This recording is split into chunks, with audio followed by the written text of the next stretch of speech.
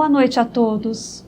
É com imensa alegria que estamos iniciando mais um programa Palestra na Fraternal.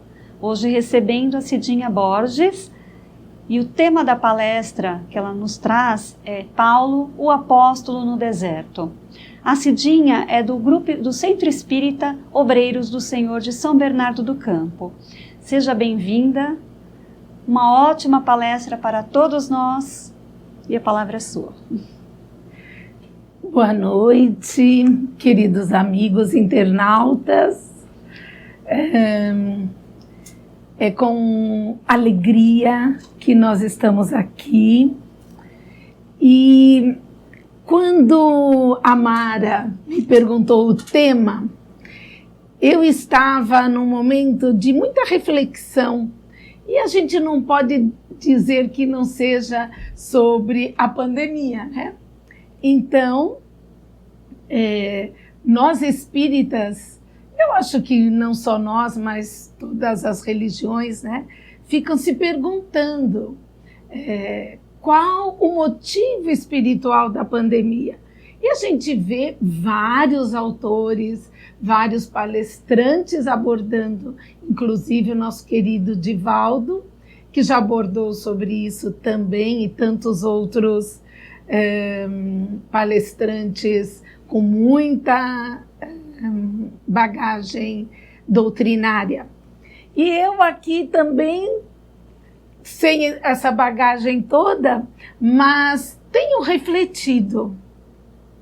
E numa das noites, quando eu fui dormir, eu tenho por hábito fazer a minha retrospectiva do dia, entrar em contato com meu anjo da guarda, porque o sono é fundamental para o alimento e nutrirmos o nosso espírito para o dia seguinte. E reflexionando com ele, né, sobre tudo isso, no outro dia, quando eu acordei, me veio essa frase, né? Paulo no deserto. E aí eu fiquei, né, pensando e tentando encaixar a pandemia com o Paulo no deserto. E assim, tirei pequenas, não diria conclusões, pelo contrário, mais questões surgiram e inclusive nessa noite nós gostaríamos de trazer para vocês nenhuma resposta, né? Porque até quando a gente tem respostas, perde um pouco a graça à vida, porque a gente sempre vai em busca é melhor a gente saber fazer pergunta do que a gente receber uma resposta. E aí, esses desafios que eu lanço para vocês hoje é que a gente reflita um pouco, né? Em que momento está a humanidade? Por que nós estamos passando por essa pausa em nossa vida tão atribulada? E eu não sei se todos vocês conhecem a vida do apóstolo Paulo. Ele era um jovem, mais ou menos com 30 anos, já era doutor da lei, tinha grande autoridade no Sinédrio, entre os judeus, e era um profundo conhecedor da lei judaica, né, uma pessoa assim muito dedicada a cumprir as leis mosaicas. E não media ações para que isso se cumprisse. E ele, enquanto doutor da lei e possuidor, né, dessa autoridade, ele perseguiu os cristãos, que estavam no início a Casa do Caminho, os apóstolos Pedro e tantos outros, ou melhor, poucos outros, e assim ele começou a persegui-los. Ele tinha uma noiva, e tinha um cunhado que Estevão, né? Sugiro que vocês leiam o livro para aquele que não leu ainda, o livro Paulo e Estevão. E ele manda matar Estevão, apedrejando, e ele não conhecia, ele não sabia que Estevão era irmão da sua grande amada Abigail. E a história toda se desenrola, ele sendo Abigail, pela morte do irmão, pela perseguição aos cristãos, ela conversava com Paulo sobre isso, mas ele não admitia. E quando ele ficou sabendo que Estevão era irmão de Abigail, ele renunciou ao noivado, nunca mais foi vê-la. E isso causou em Abigail uma profunda tristeza. E ela veio a falecer um tempo depois.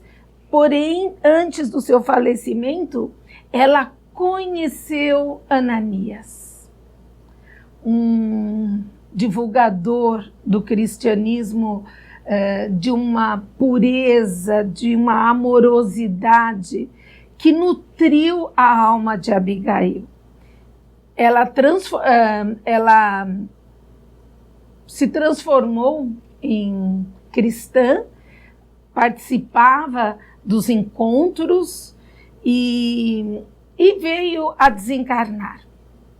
Quando Paulo ficou sabendo, veio tentando evitar a sua morte, mas foi tarde, né? E ele ficou sabendo que Abigail tornara-se cristã. E a sua fúria aumentou. E ele, usando do seu poder e se associando aos outros sacerdotes do Sinédrio, ele foi em perseguição a Ananias com uma carta para matá-lo e destruir a todos os cristãos, porque ele atribuía que Ananias teria hipnotizado, enfeitiçado a sua noiva. E então ele se juntou com os seus soldados e assim se dirigiu a Damasco, onde estava Ananias. Porém, o que ele não imaginava é que neste caminho, enquanto a sua alma estava muito sofrida pela perda da sua noiva, estava muito... ele não estava se alimentando direito, porque ele estava sofrendo a perda, e de alguma forma a sua consciência o dizia ser responsável pelo desencarne de Abigail. E nesse momento, a caminho de Damasco, quase às portas, refletindo sobre tudo isso, eis que um clarão surge na estrada, os soldados também vêm, porém, todo um discurso, todo um diálogo que ele traça com o Cristo, os soldados não presenciam. E naquele momento, quando ele vê surgir a figura do Cristo, envolto numa luminosidade dourada, com todo o seu esplendor de amor, uma energia que ele jamais tinha experimentado, ele caiu do cavalo e prostrou-se aos pés de Jesus, quase que instintivamente, levado o envolvimento amoroso que ele estava sendo envolvido.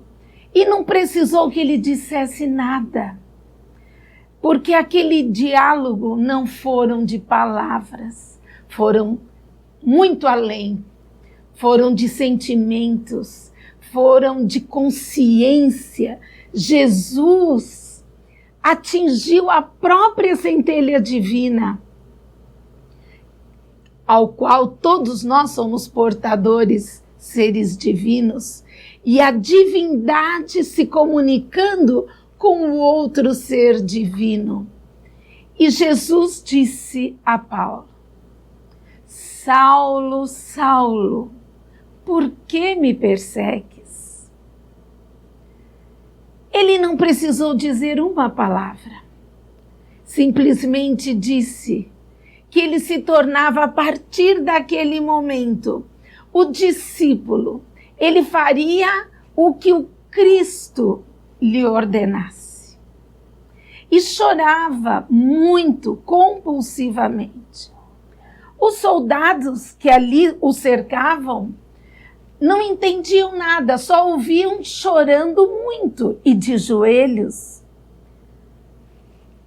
Por alguns instantes essa cena durou, que foi o suficiente para marcar para sempre a vida de um doutor da lei, obcecado, endurecido por suas crenças, obcecado para fazer cumprir com a rigidez de uma rocha, o que era assim determinado pela lei judaica.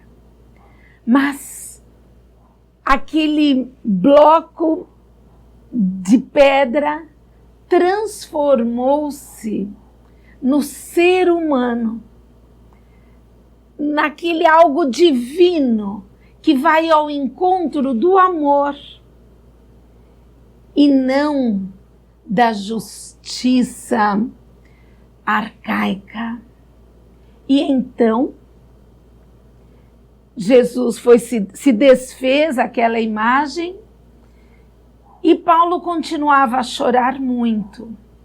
E os seus soldados lhe diziam: o que está acontecendo? O que está acontecendo? E ele confessou espontaneamente que ele tinha visto o Cristo. Os soldados comentavam entre si: deve ser bruxaria daqueles homens da casa do caminho, porque sabem que vamos ao encalço deles. E eles estavam muito nervosos, porém Saulo pela primeira vez demonstrava uma serenidade, uma calma que nunca nenhum deles jamais tinha visto. Então, ele só pediu que o levassem à rua direita, na casa de um amigo. Os outros soldados, e pediu para que os outros soldados voltassem para Jerusalém. Um deles, um dos soldados que era o servia com muito carinho, o levou porque ele ficou cego a partir daquela visão. Mas isso também não o perturbou. Os que estavam ali com ele, sim, estavam muito assustados. Mas ele foi levado até a casa desse amigo. Chegando lá, o amigo contou, o soldado contou para o amigo, e aí dizendo que acreditava que era uma febre do deserto, dizendo que ele não tinha se alimentado bem e que estava muito triste com a morte da noiva. Possivelmente era isso que tinha desencadeado aquele delírio, aquela febre. Porém, o amigo observava e disse para o empregado: olhe, eu já vi muitos casos de febre do deserto, mas normalmente a pessoa fica muito quieta, fica inconsciente. Ele está consciente. E assim, Saulo dispensou o seu soldado e ele permaneceu aos cuidados do grande amigo.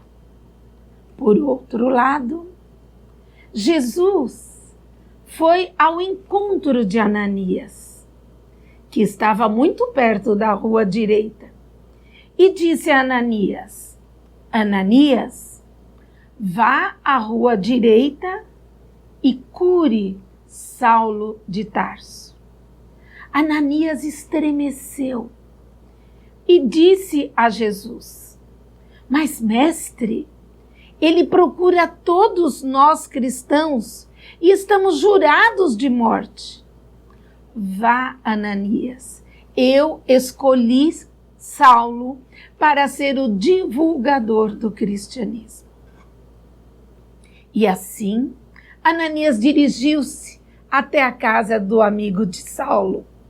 Chegando lá, bateu na porta, dizendo que era amando de Jesus que estava procurando Saulo. E assim foi recebido. Saulo emocionou-se muito e disse: Jesus havia me recomendado que eu aguardasse na casa, na rua direita, que alguém viria me curar. E assim aconteceu. Ananias tocou-lhe os olhos e instantaneamente Paulo voltou a enxergar. Eles se abraçaram e se emocionaram muito. E Saulo começou a relatar. E a partir daquele momento, Saulo começou a estudar os pequenos escritos dos apóstolos, porque Jesus nada escreveu. E os apóstolos foram compilando as orientações do mestre. E ele fez questão de conseguir esse material.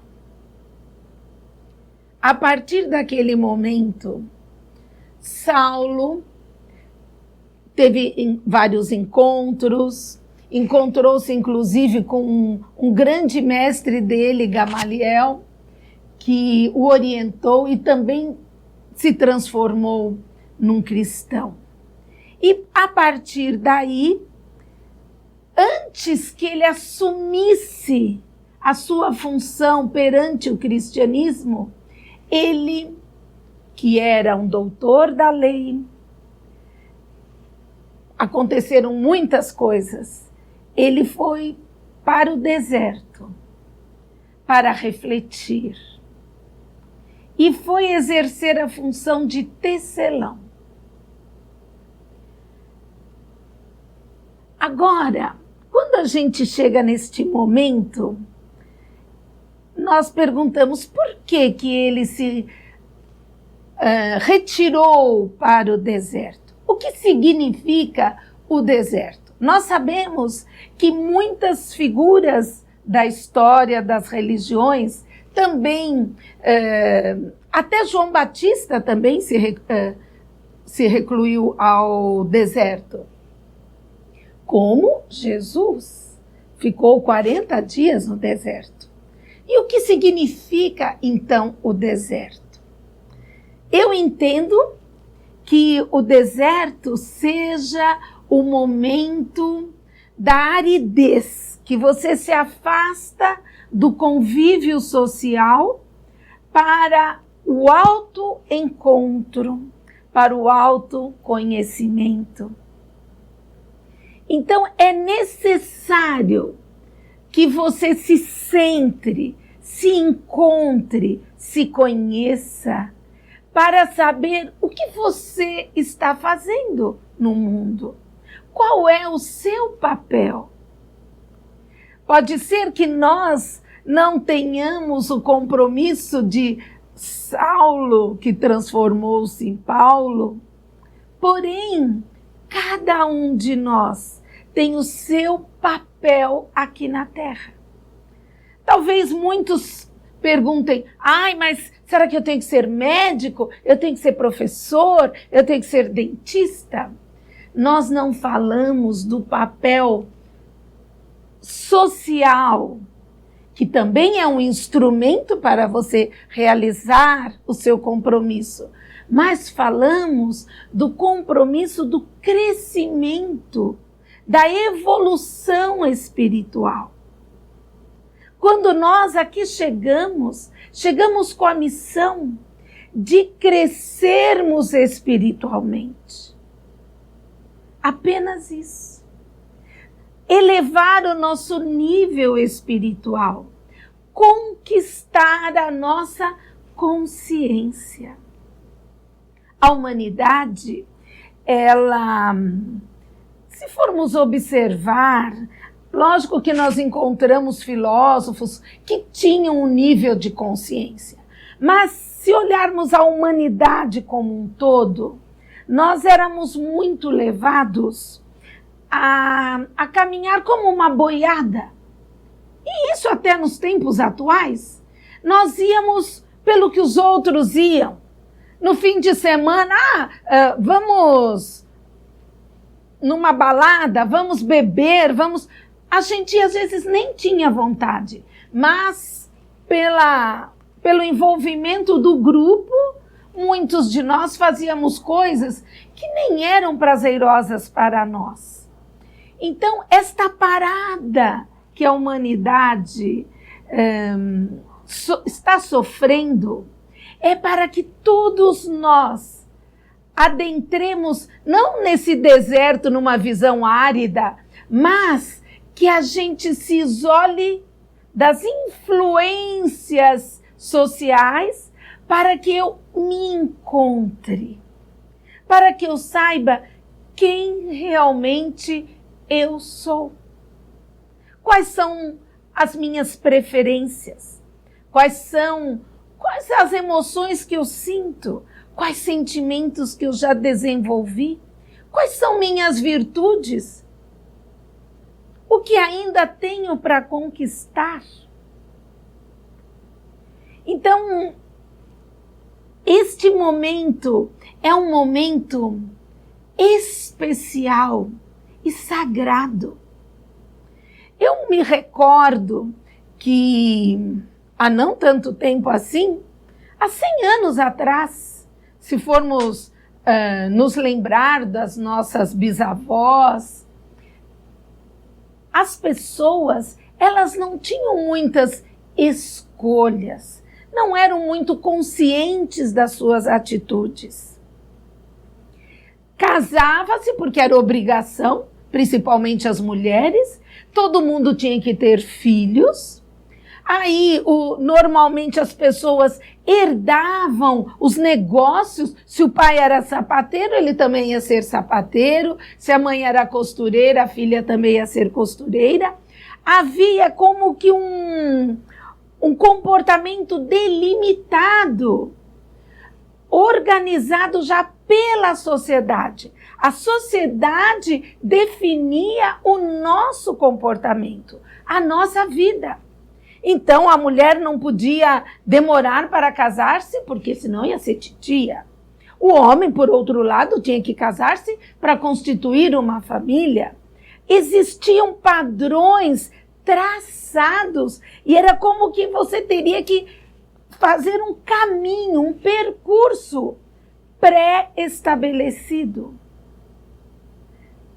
E neste caminho, pleno de crenças, preconceitos, e que você estava meio que engessado.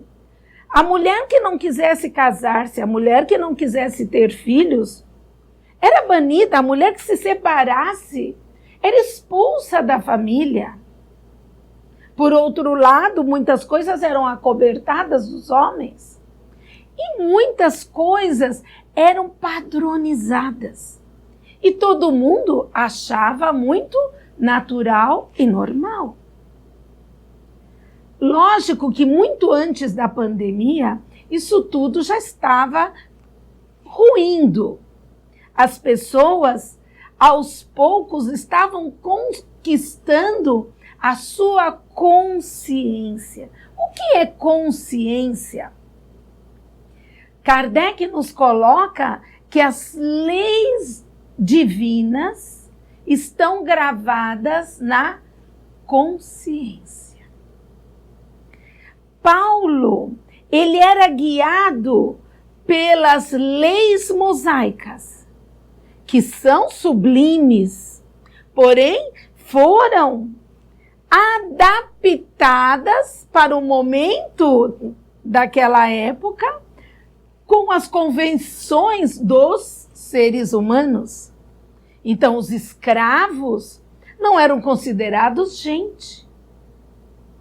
E o que Jesus veio fazer? Jesus veio inaugurar a era da consciência. Porque quando ele nos fala de amor, o amor eu só o conquisto quando eu adquiro a consciência. Porque na consciência estão escritas as leis divinas. É algo que eu preciso conquistar para saber o que é divino, o que é o certo, qual é a verdade.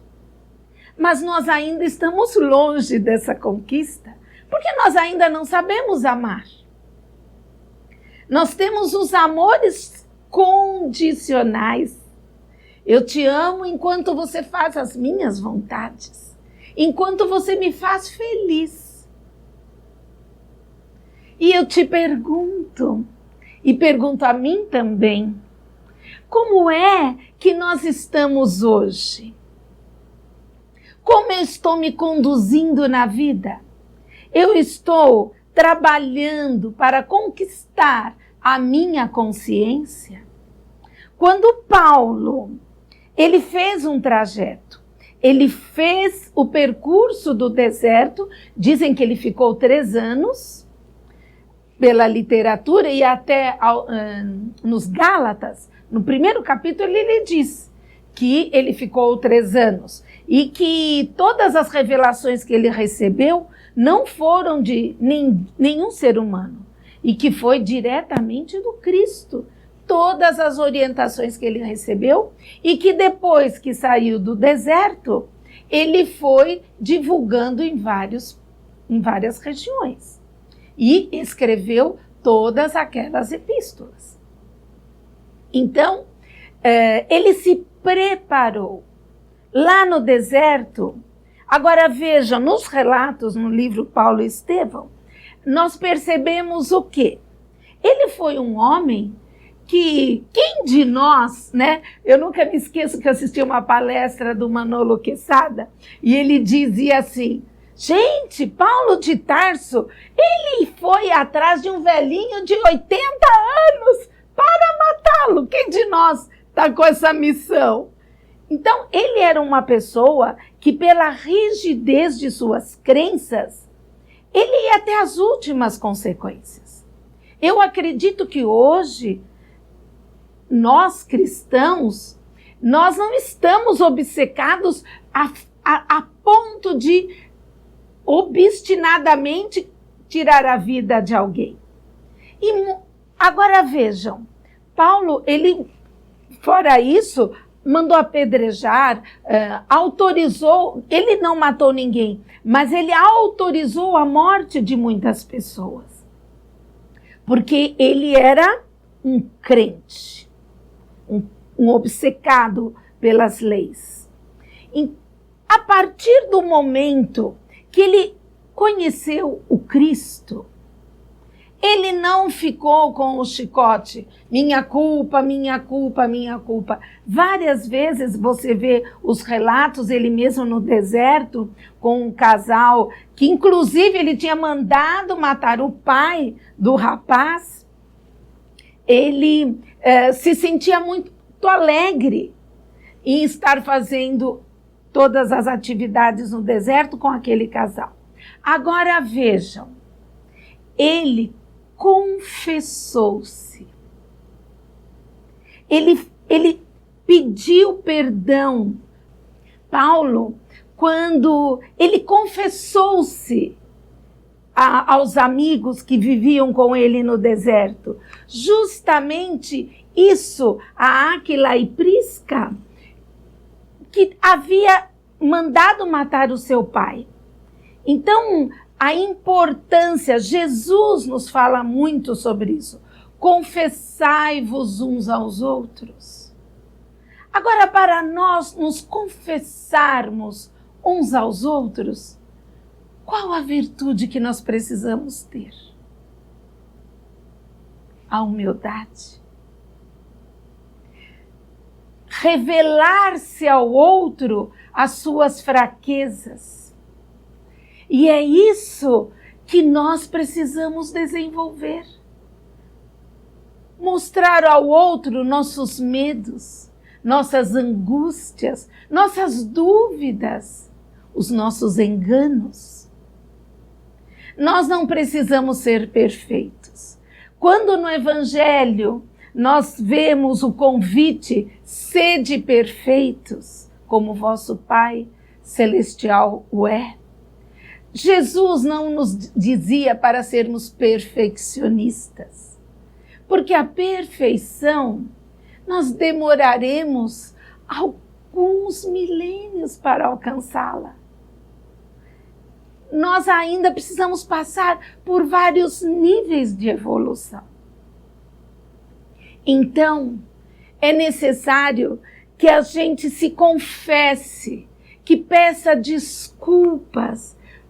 Mas para a gente pedir desculpas, nós precisamos reconhecer que erramos. E isso é necessário o autoconhecimento. Então, quando eu propus o tema, Paulo, o apóstolo no deserto, era para que um convite para que cada um de nós adentre esse deserto interno desconhecido para transformá-lo num oásis de luz e de esperança. Nós não precisamos temer o autoconhecimento. O que é ser egoísta? O egoísta é aquele que justamente é carente de si próprio. Então eu preciso do outro para me fazer feliz. Só que eu nem enxergo o outro, porque eu estou tão centrado em mim, mas não no autoconhecimento. Eu estou centrado nos prazeres, nas vaidades e nas vontades. Eu quero saciar o meu prazer, a minha vontade. Tudo aquilo que eu quero, alguém tem que correr para realizar. Esse é o egoísta. E é justamente o que Kardec nos coloca no Evangelho, que a maior chaga da humanidade é o egoísmo e o orgulho. Então, se eu sei que ser egoísta é aquele que quer todas as vontades realizadas, todos os prazeres satisfeitos, é aí que eu devo entrar em ação. A doutrina espírita é rica em exemplos. Cada parágrafo do Evangelho nos mostra como domar as nossas imperfeições, domar as nossas vaidades, o nosso orgulho, a nossa arrogância. Mas para que isso aconteça, eu preciso conhecer-me. E a partir disso, me observar. Eu preciso observar meus pensamentos. Ou melhor, não são meus pensamentos, os pensamentos. Porque eu não sou minhas emoções, eu não sou meus pensamentos, eu não sou a minha profissão, o meu status social, porque eu sou algo indefinido, porque eu sou um espírito, eu sou a centelha divina. E quando eu for evoluindo, muitos pensamentos não me acompanharão mais. O corpo físico será sutil, tudo será diferente. E a única coisa que é perene é o espírito. Mesmo na nossa jornada terrena, quantas coisas que eu desejei aos 16, 17 anos e hoje não me são mais importantes? Então, aquilo me pertence? Não, porque eu já nem quero mais. E muitos pensamentos que a gente pensava e que hoje não pensa mais. Então, isso denota que pensamentos não expressam a nós.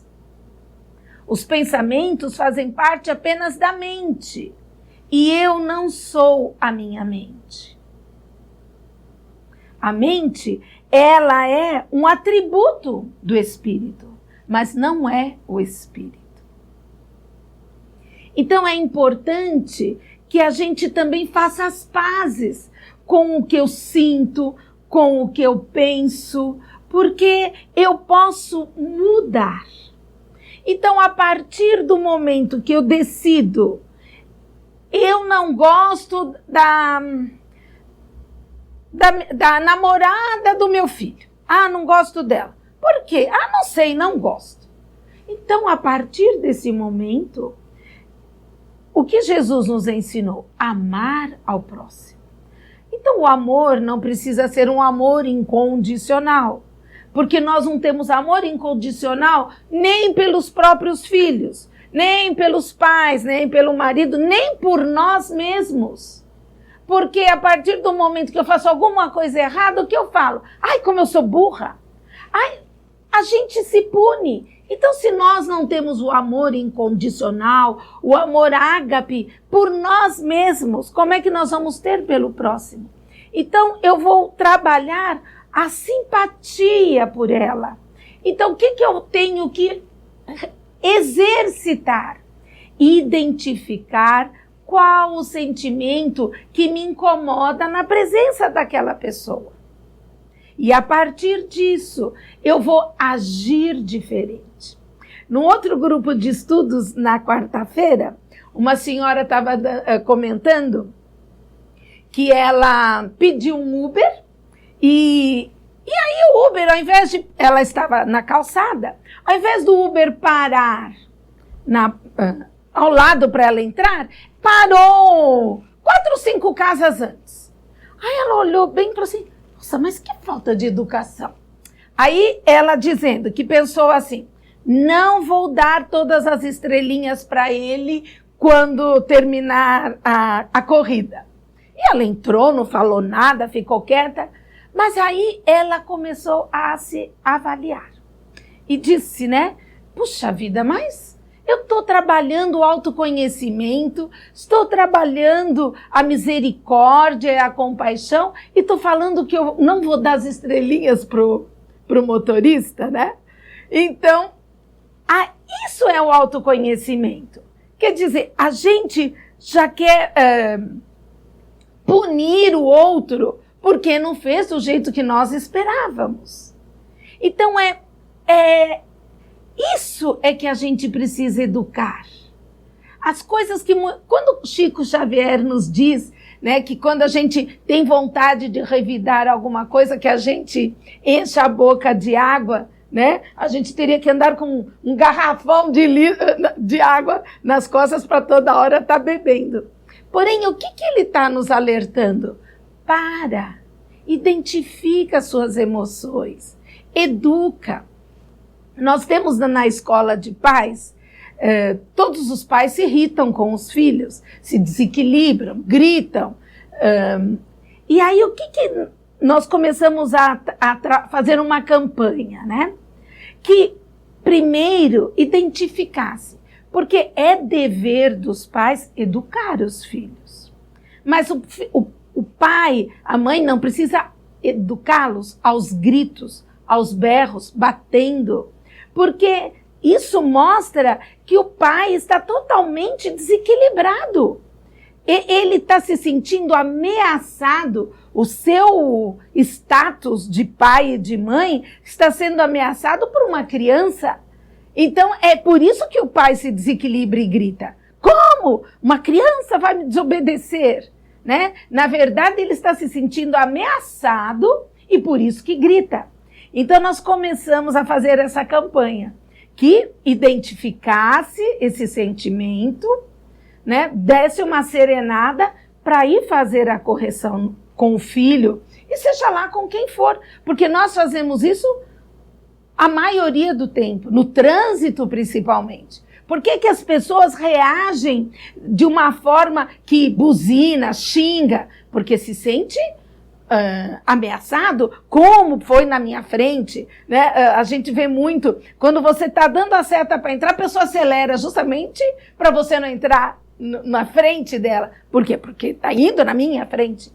Então, é importante que ao educarmos as nossas emoções, internamente nós não estejamos uma panela de pressão.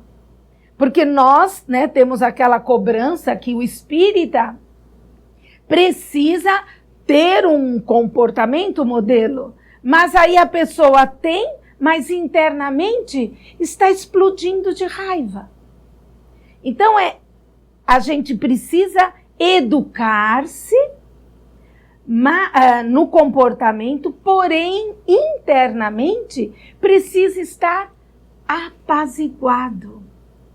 Não pode estar no deserto, árido. Nós temos que estar justamente naquele recanto de paz para podermos nos comportar como cristãos. A pandemia nos mostra que a solução, a resposta da nossa felicidade não está no outro. Então, eu preciso me cuidar. Aliás, é o slogan da campanha, né? Cuide de si e cuide do outro. E eu pergunto, nós estamos nos cuidando? Nós estamos tendo todos os protocolos, seguindo as orientações do Ministério da Saúde, mas como nós estamos nos cuidando? E é interessante porque a partir do momento que a pessoa aprende a cuidar-se, não só fisicamente, na alimentação, nos protocolos, mas esse cuidar-se, do educar-se, assim como o diabético não pode comer açúcar porque faz mal, nós também não podemos nutrir a raiva porque também nos faz mal. Então, esse cuidar-se, o ser integral, as orações, a avaliação do dia, o cuidado no sono, tudo isso nos faz tão inteiros que a partir do momento que nós aprendemos a nos cuidar, nós desenvolvemos em nós a arte de cuidar do outro. E isso é que Jesus nos convida. Amar ao próximo como a ti mesmo. Aprende a cuidar de si para você aprender a cuidar do outro. Porque muitas vezes o nosso coração está triste, nós podemos estar passando por problemas de desencarne de familiares, de desemprego.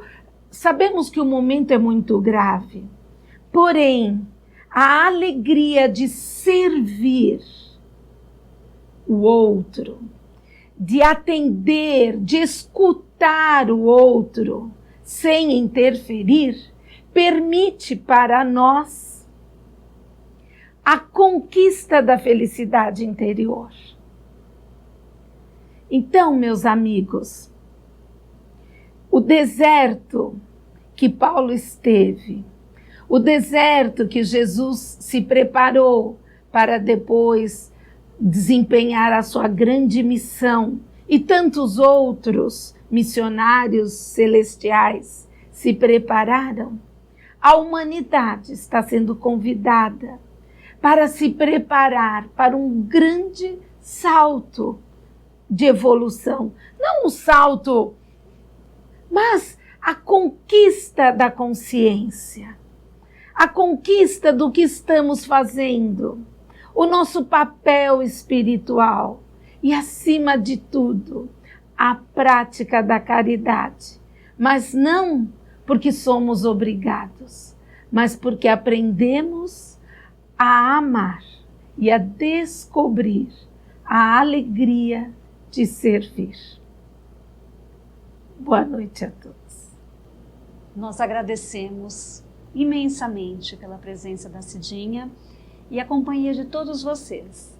Esperamos que todos tenham aproveitado e gostado da palestra. E se você gostou, deixe o seu like e se inscreva no nosso canal do YouTube. Ative as notificações. Ouça a Rádio Fraternal, que tem uma programação feita com muito carinho para você. Fiquem todos com Deus, juntos de Jesus Cristo, e até a próxima.